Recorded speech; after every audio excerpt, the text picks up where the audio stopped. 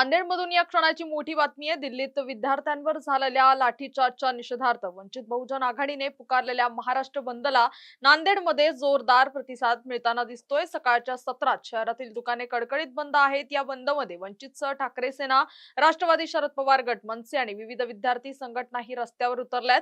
थोड्याच वेळात शहरातून एक विशाल मोर्चा निघणार असून बंदच्या पार्श्वभूमीवर शहरात मोठा पोलीस बंदोबस्त तैनात करण्यात आलाय।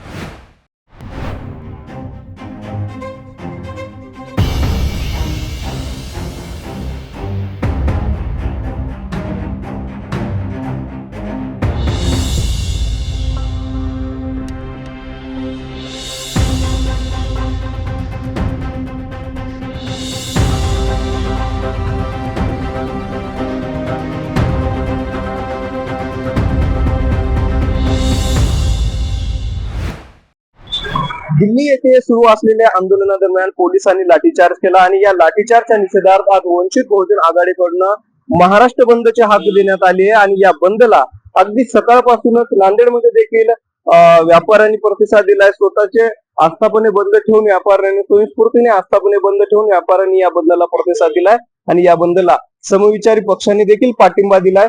आम्ही आता सध्या श्रीनगर भागात आहे। श्रीनगर भागामध्ये अगदी सकाळपासूनच या ठिकाणी कडकडीत बंद पाळण्यात येतोय। Top news Marathi, Nanded.